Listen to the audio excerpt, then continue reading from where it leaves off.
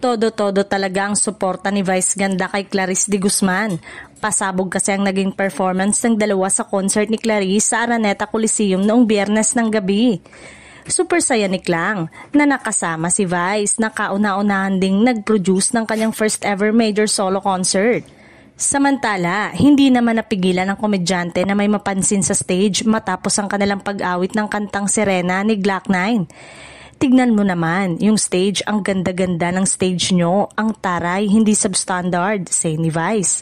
Diba may budget, tinodo ang budget. Hindi kinupit ang budget. Pag hindi kinupit, maganda ang kalalabasan.